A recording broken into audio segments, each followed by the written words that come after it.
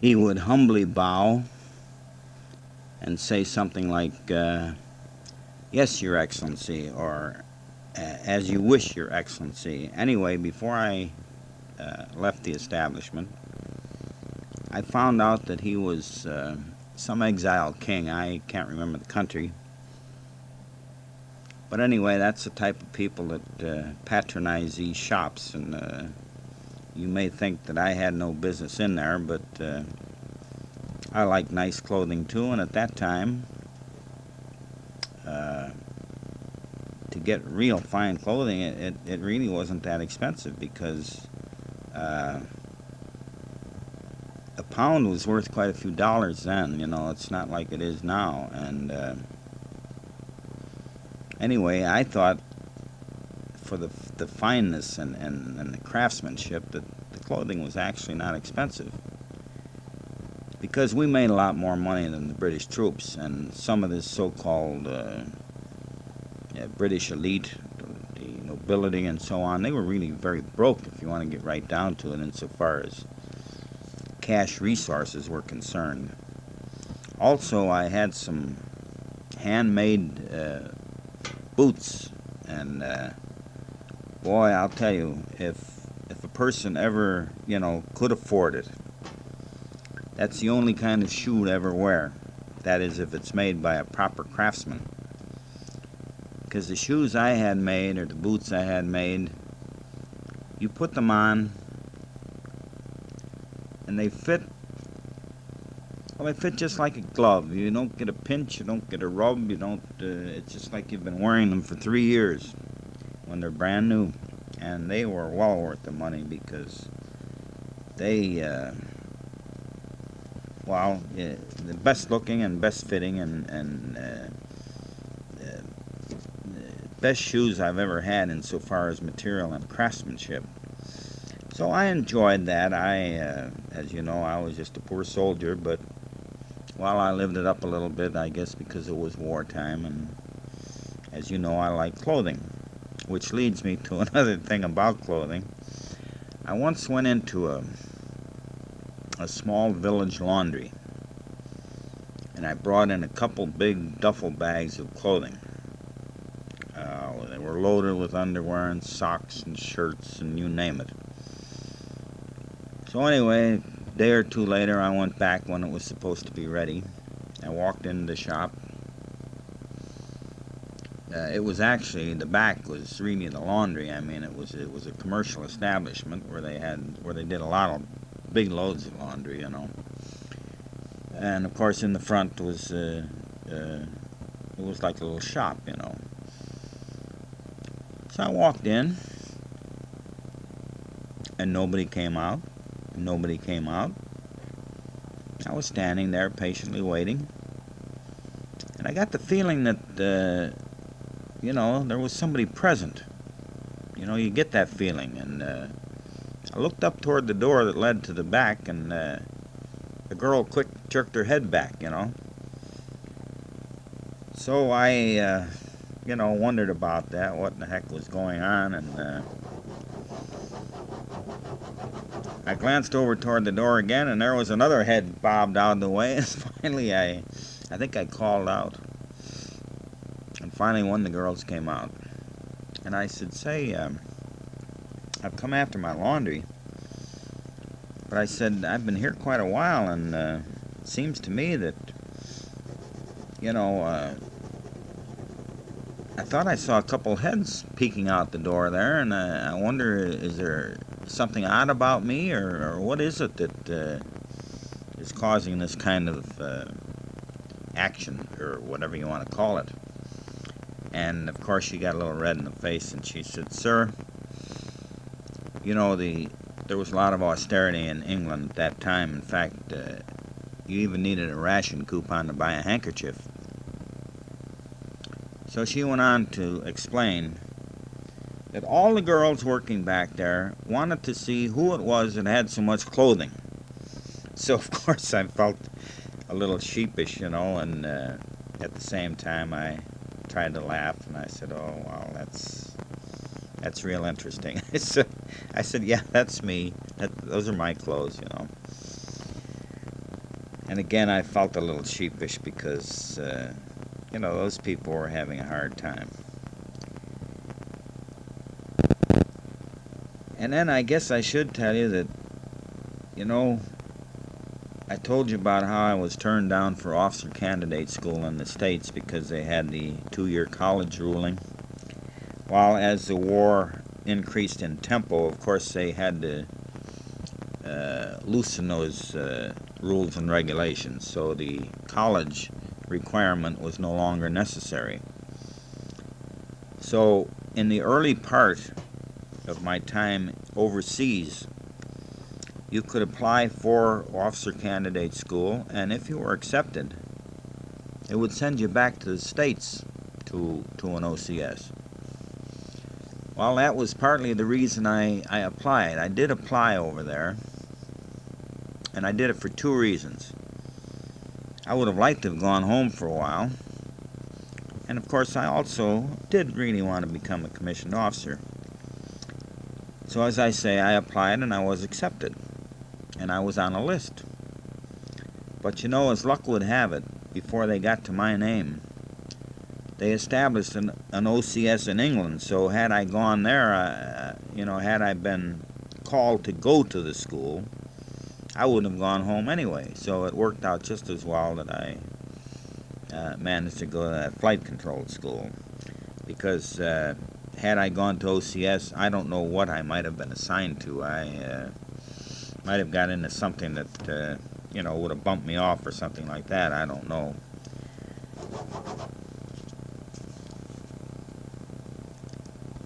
But I'm going to close this with, I have to say one thing. I mentioned a major that escorted us overseas, the West Point man that, I told you I didn't care for very well. Well, after I was commissioned and went back to my headquarters, when I told you all the ordnance men were in the officers' bar and they all congratulated me, well, this fellow, instead of congratulating me, he called me a traitor. And boy, I was really rebuffed, and I didn't know quite what he meant, and all it was explained later to me, what he meant was I was a traitor for leaving ordnance and going to the Air Corps. So that proves that I was right about the man, because instead of congratulating me, that's what he told me. So form your own opinion there. And then I guess my one big thrill while I was at an airfield, we had some real rough weather, and a single aircraft was lost and in trouble, running low on fuel. And we heard him on the air, and he was calling for any airfield nearby, and I answered. He said he had to get down, and he wanted permission to land plus directions and help in landing. So I went through the same procedure with him that I did on that final exam at the school, where I was in the hut, couldn't see anything, and just had the phone to the direction finding unit. And I talked that man in very successfully, and I always considered that was one of the highlights of my my experience as a flight control officer, because I never attempted it in reality before, and it was the only time I had a chance to do it, and it worked out beautifully, because the pilot thanked me profusely, and told me I couldn't have done a better job. He thought he never would get in anywhere. So that was rather satisfying. And I'm going to close this thing with something which, 2 items which I think you might think might be just a little humorous. As enlisted men, when I first got in, once a month a doctor would come to the barracks and give you a brief examination. They were, of course, looking for certain diseases, and so, of course, you had to strip down, stand by your bunk. And when this doctor got to me, I had to go to the bathroom real bad. Well, he got his hand on me and to examine me, and that did it. I could no longer hold back, and I squirted right on the guy's hand, and I'll never forget the look on his face as he swished his hand to gave me the dirtiest look you ever saw. Anyway, that was one of the more humorous aspects of my service career, I guess you'd call it. And then one last thing, when I came home, that is, returned to the States, I docked at Brooklyn. Again, I came by boat. Again, very rough seas.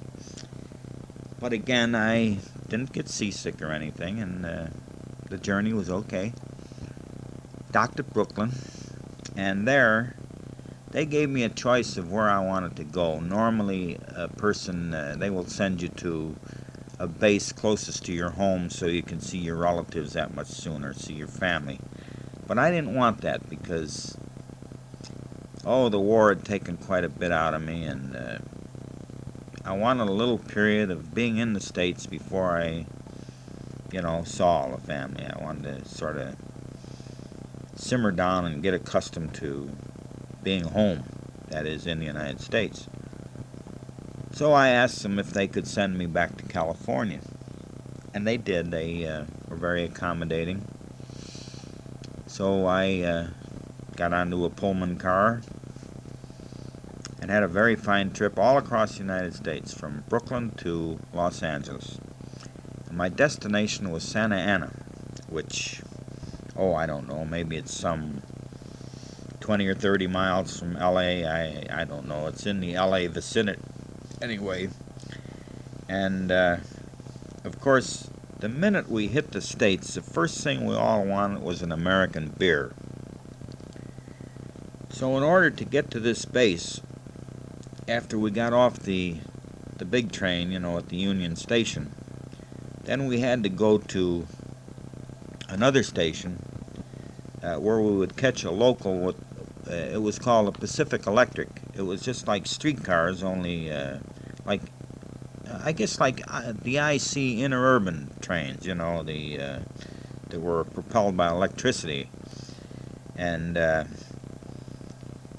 so before we got on this thing, we found the station first, and we found that they ran every hour. So I said, fellas, let's have a few beers. I've been waiting for years to get back here and have a Yankee beer. So they all readily agreed, and I was the only officer. There were 3 enlisted men with me. So at this station, below street level, you went down from the sidewalk, a flight of steps, and there was a little cafe down there. And in rapid succession, I think I had about a half a dozen beers, and I said, well, we better catch the next train. So it was a bright, sunny Sunday afternoon. We boarded this train. It consisted of, something like 4 or 5 cars. And we proceeded on our way to Santa Ana. Well, about halfway there, the beer wanted to go through me. And it got to a critical stage where I couldn't stand it anymore, so I went up and I asked the motorman, I said, say, if we got off this train, how long would we have to wait for the next one? He said, you'd have to wait about an hour. He said, but why do you want to get off? So I explained to him, quietly as I could, because there were people right behind him. He says, my friend, in those days people were very patriotic. The war was still on. They treated servicemen very well. So he said, look, about a mile down the road, we're going to come to a crossing. And I stopped there. And he said, I normally stop only for a few seconds, but he said, right beside the track, there's a little outhouse.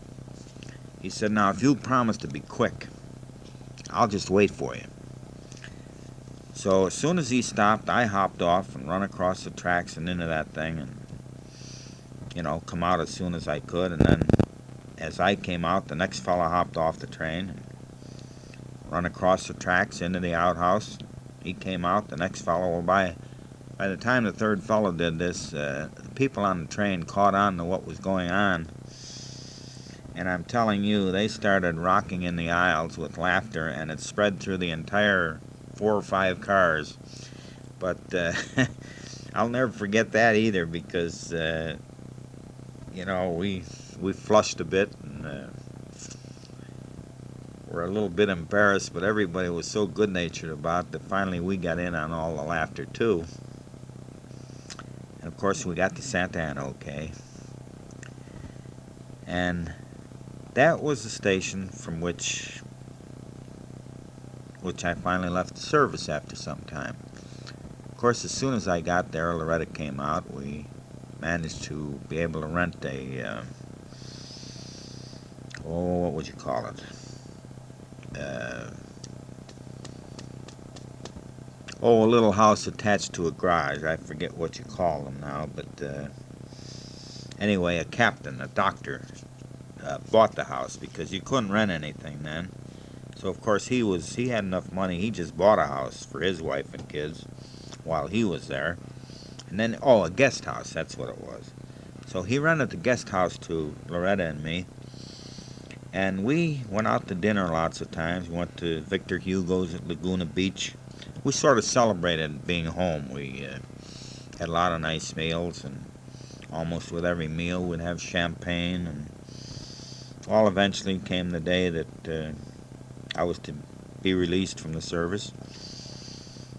Bought that old Buick, I don't know if you would remember it, and headed for Oklahoma City, Loretta's home. Stayed there a little while and then headed on to Chicago.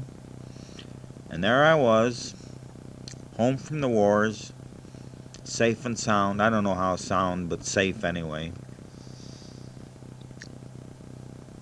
And what nobody understood was that a war really affects a person. It takes some time, just like these hostages now. It's going to take some time for those people to really get oriented to normal living again. And of course, I don't know if you remember this, but naturally the family had a big party for me and for Tom too. Tom had come home from the service after he had the bullet wound in his wrist, I believe it was. And Tom and I left we left the house that night and went out for a while. And of course there was nothing but criticism, why we would do such a dirty trick. But what nobody understood was that the family surrounding me so much and all evening, I just had to get away for a little while. And I guess nobody understands that to this day, but that's the way it was. And I'm sorry that happened, but anyway, I guess I'd have to call that the end of the saga of Clifford G. Mormon during World War II. I don't know if you will enjoy it, but I have put a lot of effort into making this, so I changed my mind. If you don't like it and don't want to hear it, I told you to chuck it. But instead, I'd appreciate it if you'd send it back to me, because, like I say, I'm on about the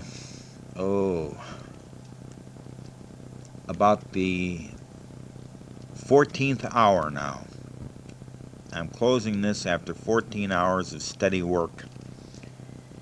And again, I wish you very well. If you listen to this tape, it may be too long to listen to all at one time, but if you do listen to it in its entirety, I would like you to ask Dorothy to write me and tell me whether or not you enjoyed it, and whether or not you considered it suitable for your grandson to hear, and if you do, whether or not he has enjoyed it. Well, this time I'm really signing off with best wishes, Cliff. Well, Hank, It is now the next day, Thursday, January 29th, and I am sitting here alone. It's about 2 p.m., and it is another dreary, miserable day. It's been raining steadily without let-up, and it's coming down at a pretty good rate. So I don't care to do anything. And I thought, since there's some tape left, why waste it?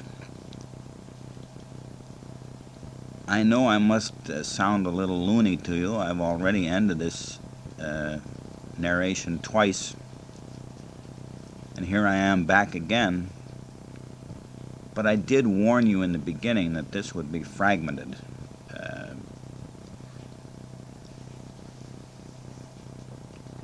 Because as I speak, I also reflect, and different things keep coming to mind. Whether or not they would be interesting to you, I don't know, but I'm going to tell you a few more things, a few of my own thoughts and so on, what I witnessed, what I heard about. For example, the courage of the British people. You've read about it, you've seen movies about it, but the Battle of Britain, when London was under such heavy siege by air, that was really a horrifying thing. And the more I learned about it, and incidentally, I experienced part of it because I got in on the tail end of it, but not the really rough part, that went on before I got there. But you have to really hand it to the British people for courage and for, the old British bulldog stubbornness. They just wouldn't give up. No matter what a terrific shellacking they were taking, they went on about their business every day, and as fast as buildings would be destroyed, they cleared the debris. And actually, when you walk down the streets of London, except for some few locations, you could not tell how much destruction was really wrought upon that city.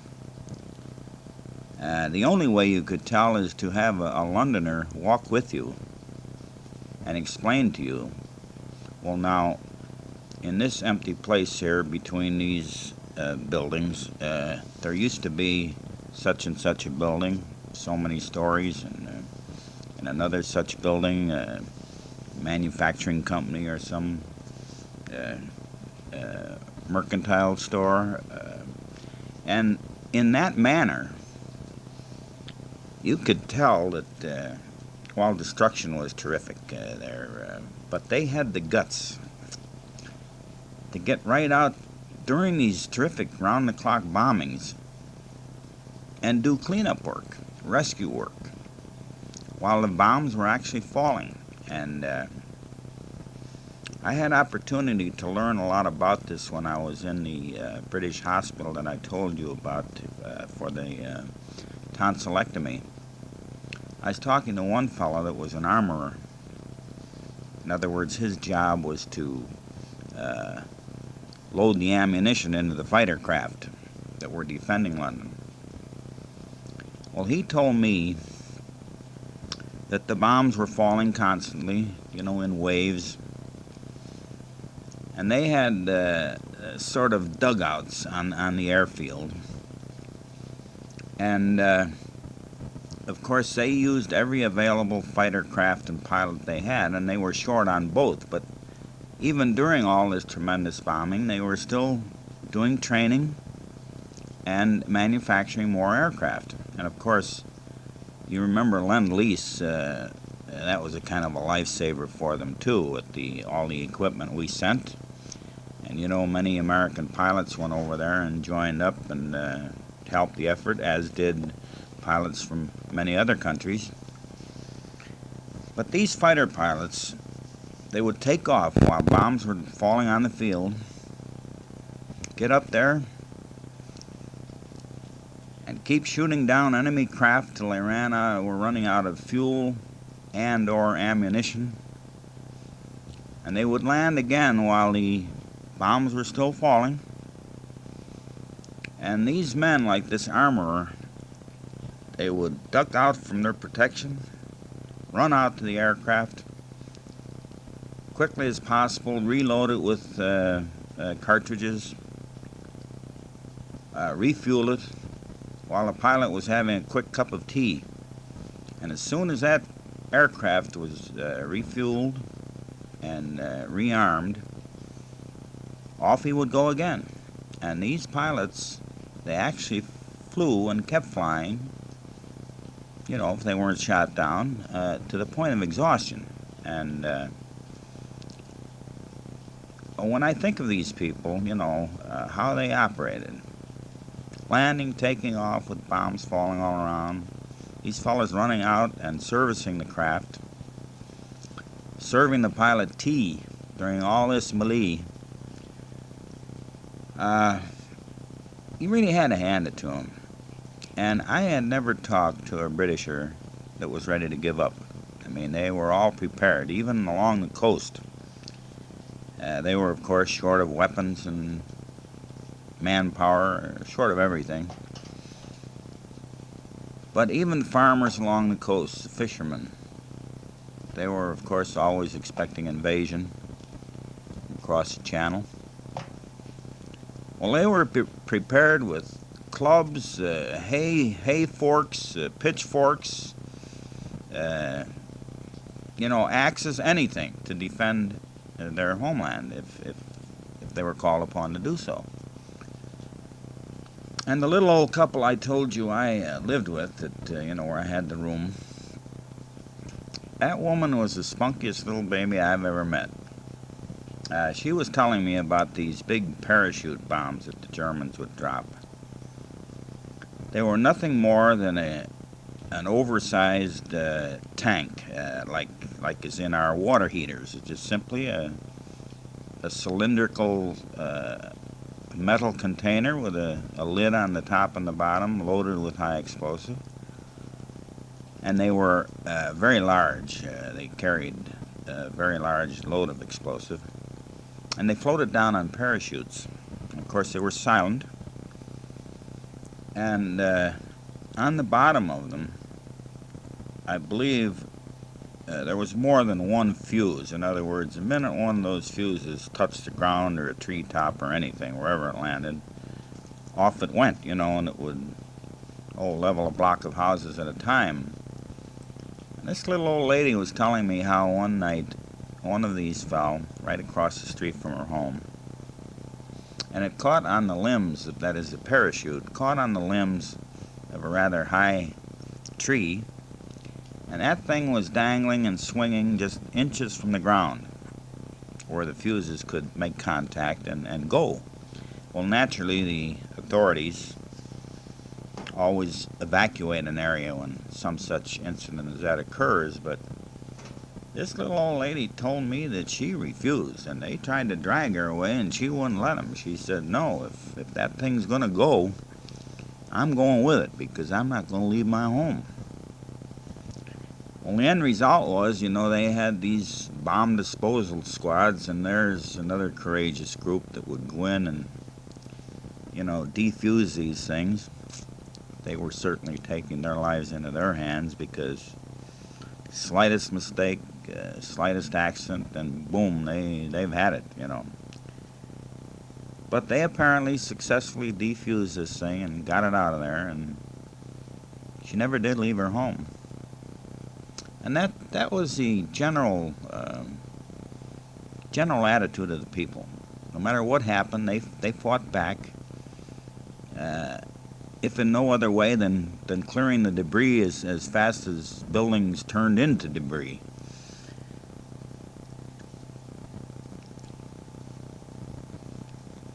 And they really went through more, I think, than the average person knows, because I know of one incident.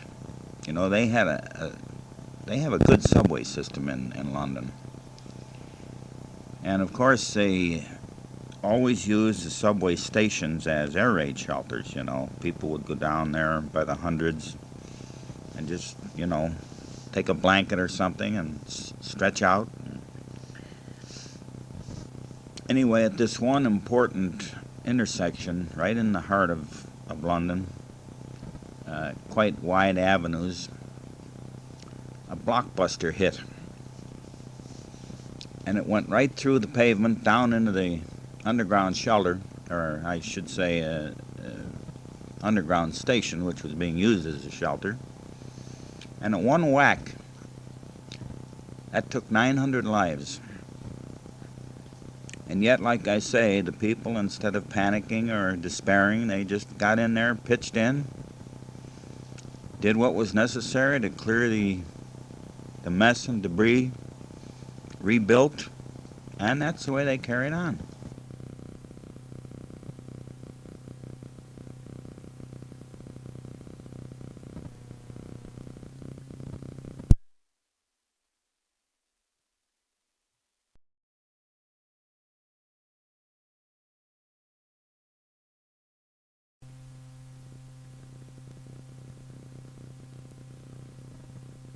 My admiration for the British, I don't think it will ever change, because they showed that they were made of real stuff. And I don't mean to make a comparison, but I used to think how fortunate my people were in this country not to have been touched by the war in that manner. And such as I often wonder about myself, and if I were in certain situations, I just wonder, how this country would respond, how the people would handle it. I'm sure that we would see it through some way, and yet I used to think about it, and think, especially, like I say, how fortunate all my family and my countrymen were, that although we were at war, everybody serving in some capacity in the factories and so on, and of course giving up their sons, many of whom did not return, this country was indeed fortunate. There's a funny thing when I was being transported across the ocean to go to Britain. I could never speak the name of the ship, of course, during the war or anything, but of course that's a long time ago. The name of the ship was the Andes, and I said previously that that ship was a luxury ship built for the South Sea Island run. Well, I made a mistake there. It was built for a luxury South American run. You can see the connection now with the name of the ship. But every day we used to listen to the German propaganda radio, and it was rather comical. We used to get quite a kick out of it. A number of times as we were proceeding across the ocean, they would announce that Hitler's glorious navy has achieved another great victory. They've sunk the Andes, and of course we were sailing merrily along, and we used to get a great kick out of that. I know they reported, I think, at least on 3 different occasions, days apart, that they had just sunk the Andes, all like they were 3 different sinkings. And of course, as you know, we never were sunk. And then, there were some incidents that, there's so many incidents. You could talk forever on this stuff. So many stories have already come out about the war, and I'm sure there are many yet untold that could be told, but That's old stuff now. That's history. But you get thrills in different manners, you know. Not just by being bombed and strafed and that sort of thing. But when you're working at an operational airfield and you're sending missions off to do their job, you have certain high points during the progress of a mission.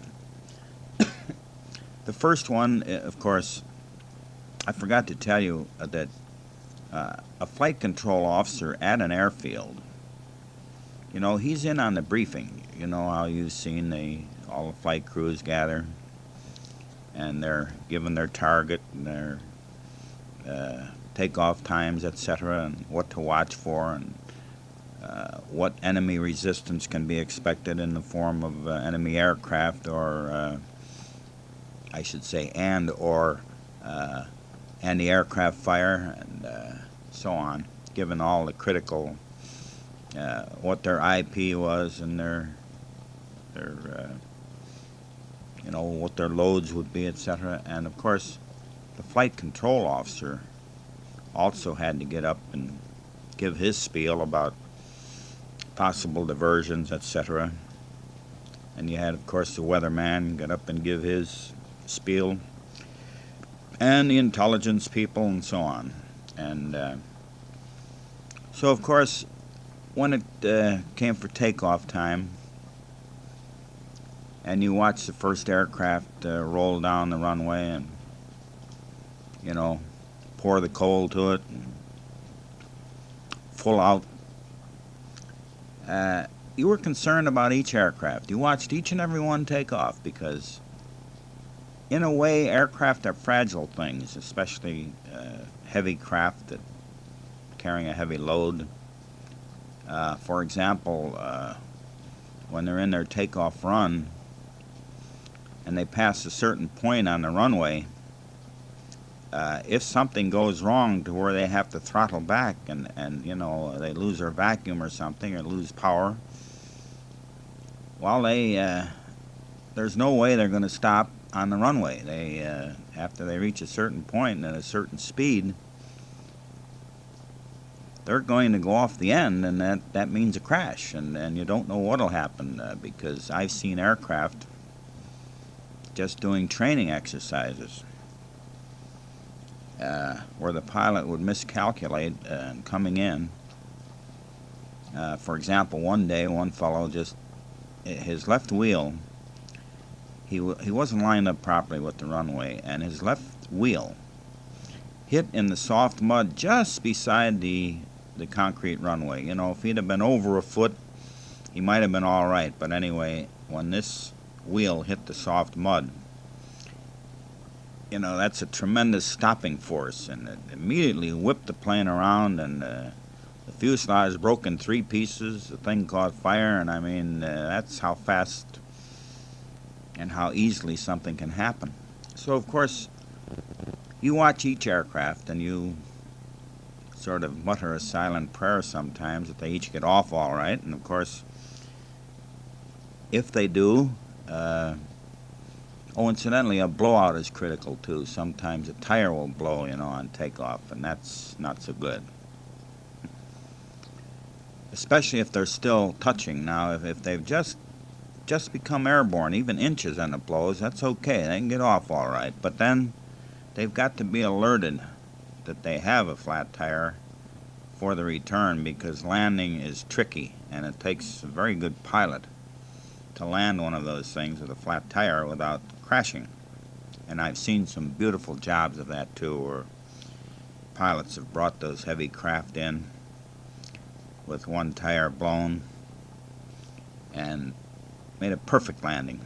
Of course, fire would fly from that one wheel, because really immediately the tire would be torn to shreds, and they'd be coming in on a metal wheel, you know, and by the time they rolled to a stop, that thing was burnt right off, you might say. But I've seen some beautiful ones where they come in straight as an arrow, landed the thing successfully, stopped, everybody got out, no harm done, that is, to the crew.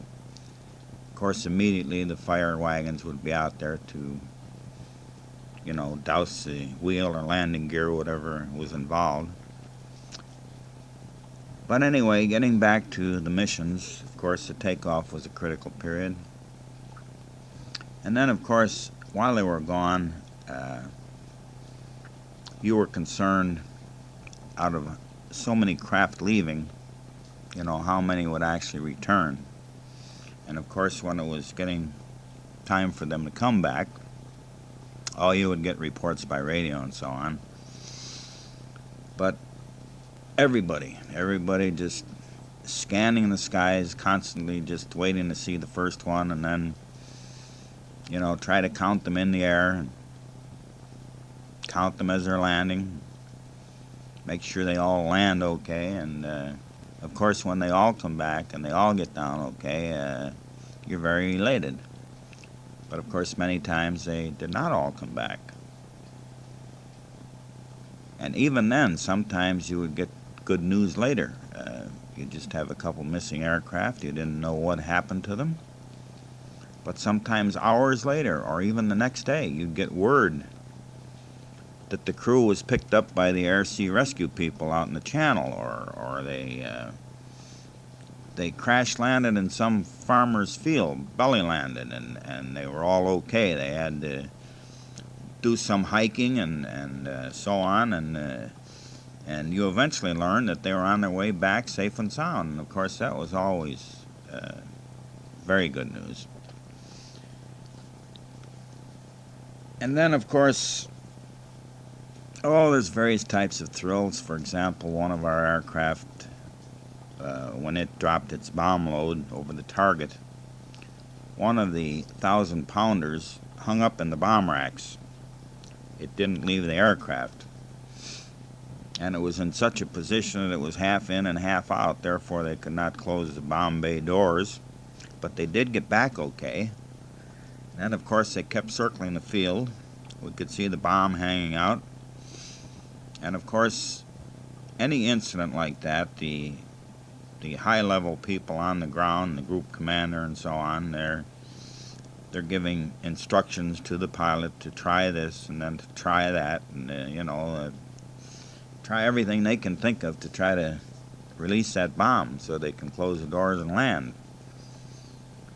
On this particular instance, a fella had been circling and trying this and that, and then he was making a pass over the runway when that thing let loose.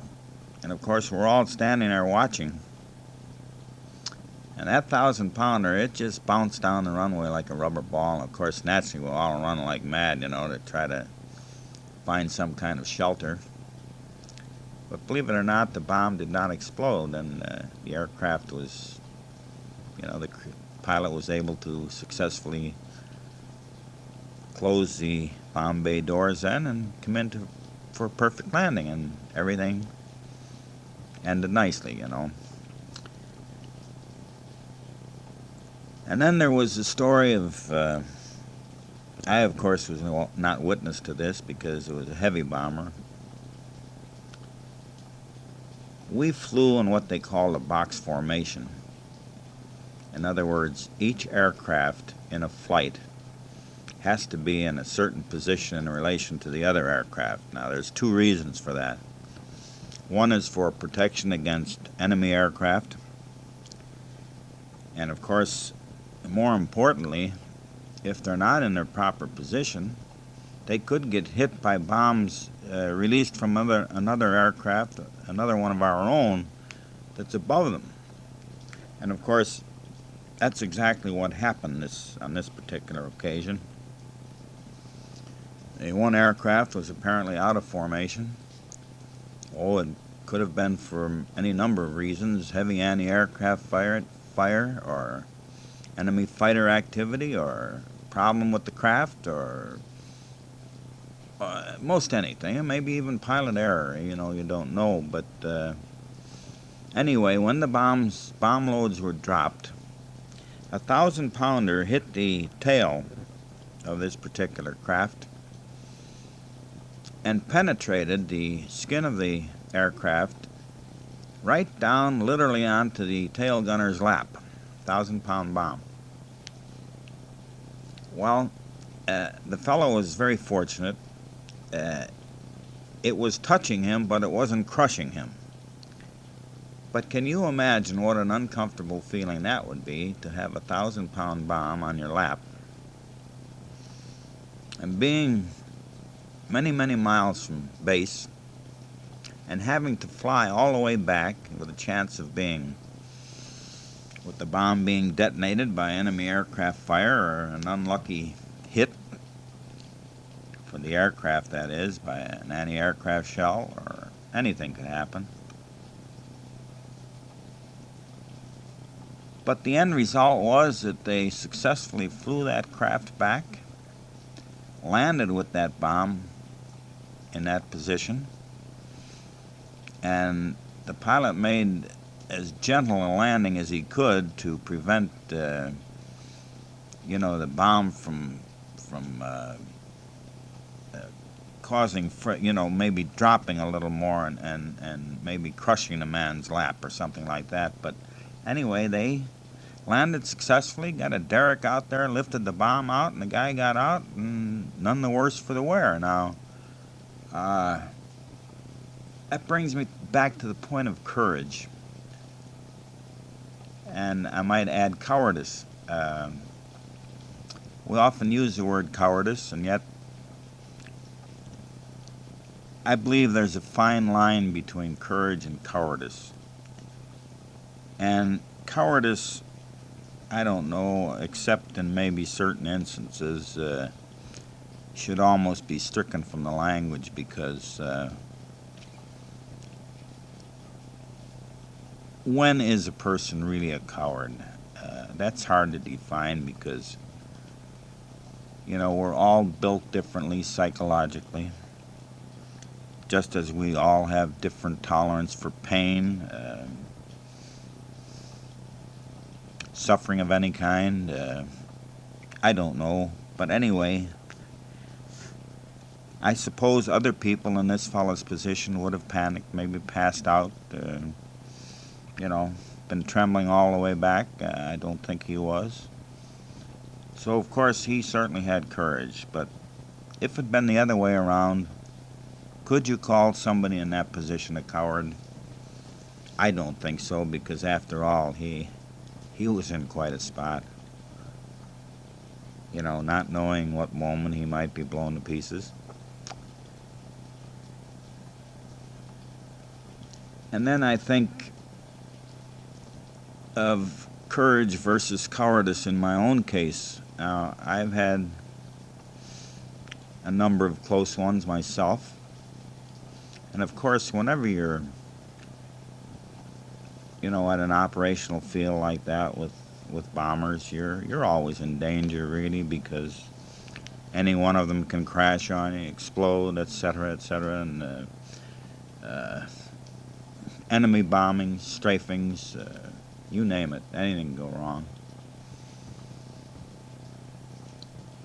So anyway, what I'm really getting to is that at one time, the commanding general, while I was still at Bomber Command, issued an order that each desk man, each desk officer that was not a flyer would have to go on one operational mission with the crews to see what it was like, and to know truly what an operational mission consisted of. Not only as you prepared and did your job toward getting it going, but to actually be on one. Well, I got to thinking about that, and I often wondered. Incidentally, the first fellow to go was a young lieutenant in the intelligence section. And I don't mind saying that I saw him suited up, to go out to the aircraft to go.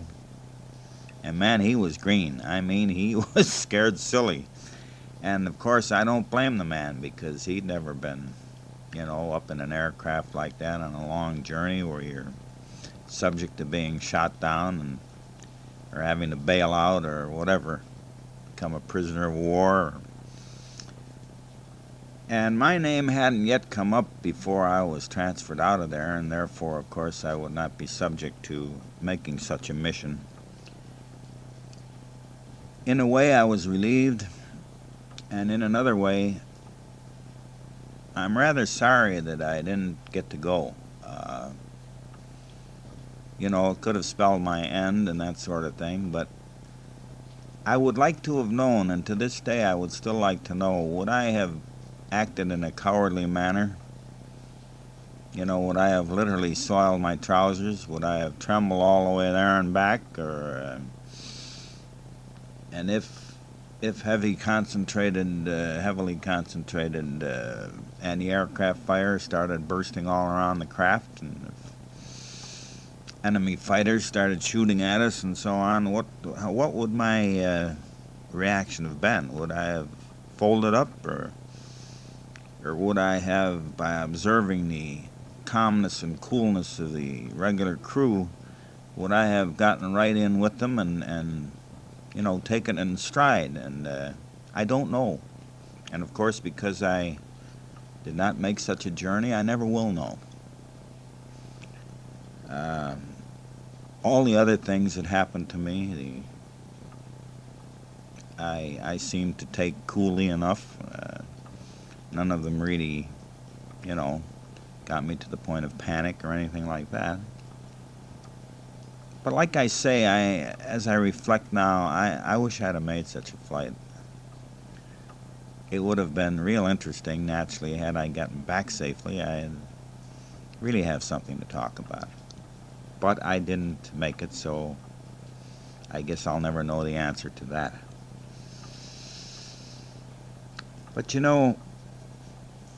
every pilot that is on a desk job at a headquarters, in order to earn his flight pay, as you know, flight crew get extra pay for their flying. In order to earn his pay each month, he had to log a minimum of 4 hours flying time every month. So, of course, for this purpose, we always had a couple light planes, little Stinson L5s, what we had at our base. And I loved to fly. I did at that time anyway. So I knew all of these men, and I would tell each one of them, now, next time they're going up and get in some time, if I'm not on duty, why, take me along, and many of them did. We used to have a lot of fun. Those little planes were very maneuverable. They were just, light, low-powered things, but we'd have a lot of fun in them, and that's what we did. We'd do loops and we'd do hedge hopping, we'd skim right along the grass and just bloop up and over a row of hedges and right down again, and one of the really fun things we used to do, we used to fly along the Thames River. And whenever we'd spot some lovers along the bank, we'd power dive on them, and they'd get up and run like crazy into the weeds. Guy shaking his fist, but it was just a little sport to make it a little more interesting.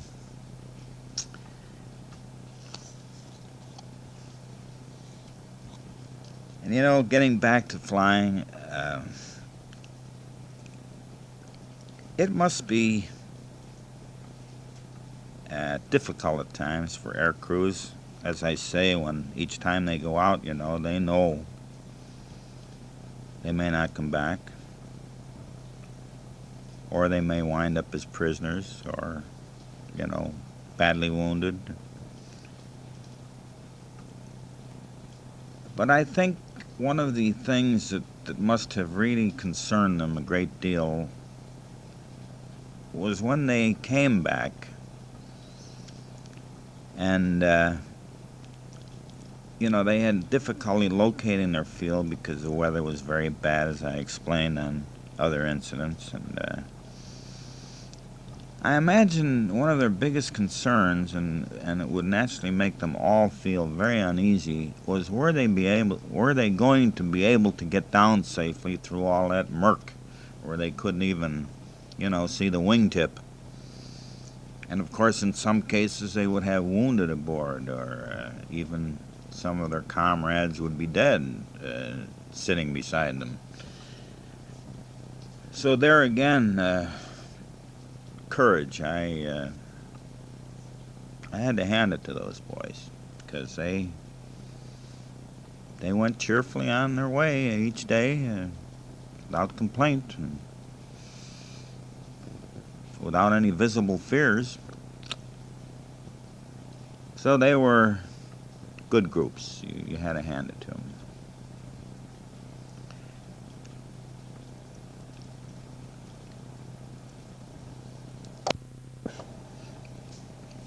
Sometimes things that certainly are not very funny when they're happening, in later retelling of an incident, there's a certain amount of humor. Sometimes even the party that had the close call can't help but laughing about it. But one of our fields one day, a heavy bomber came back all shot up, no controls and that sort of thing.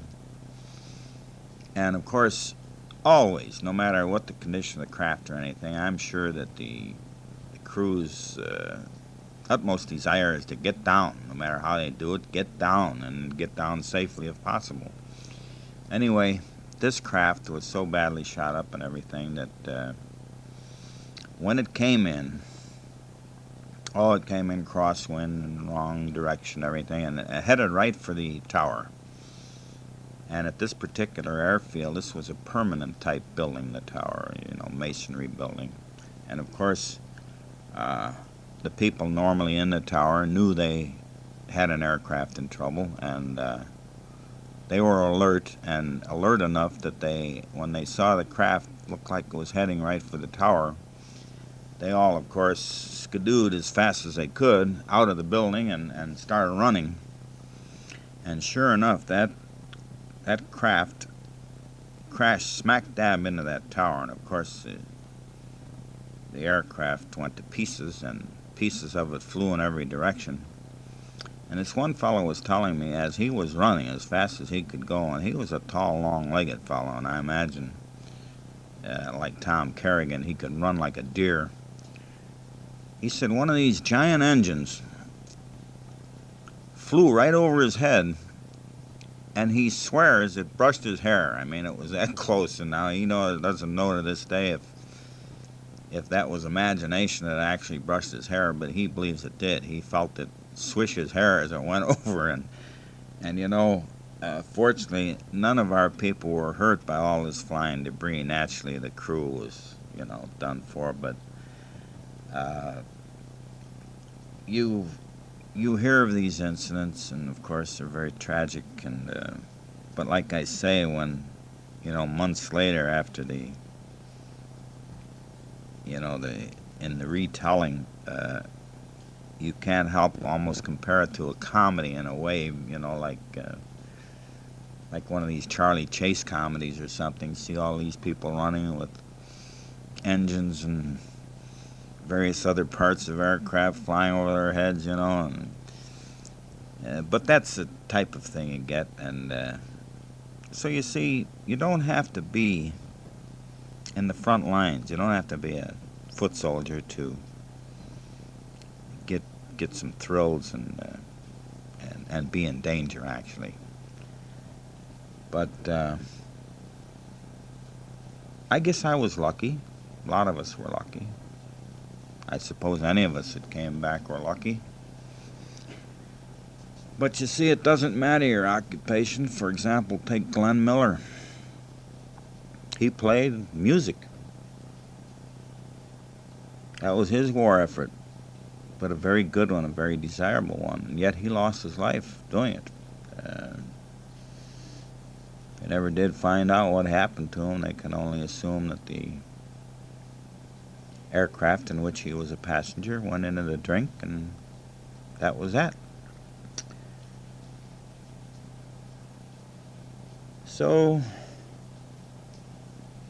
getting back to more pleasant things, I had a lot of good times in England.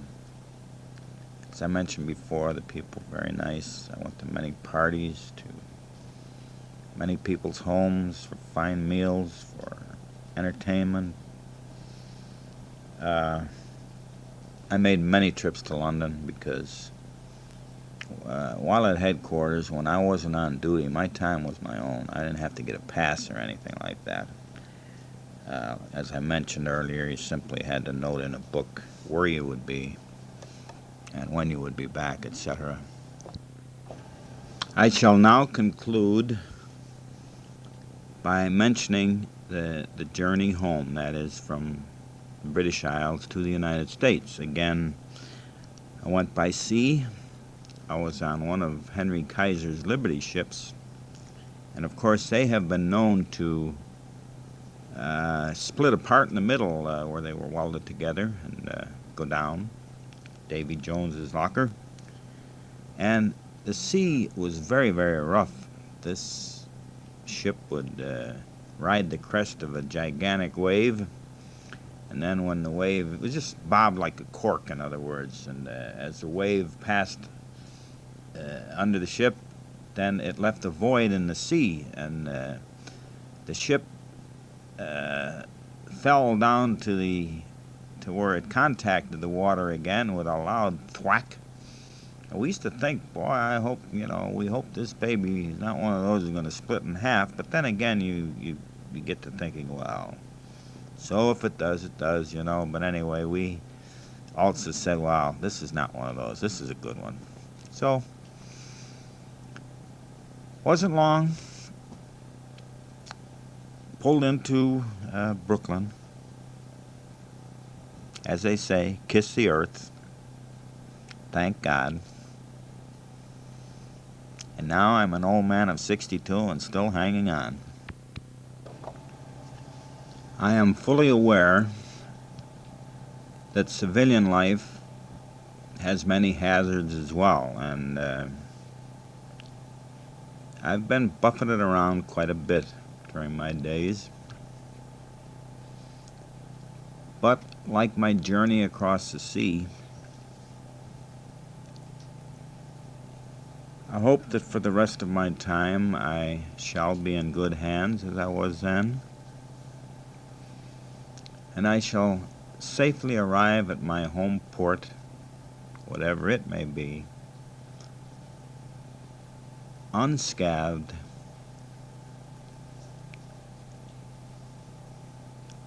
and satisfied. Many blessings upon you and yours. Clip.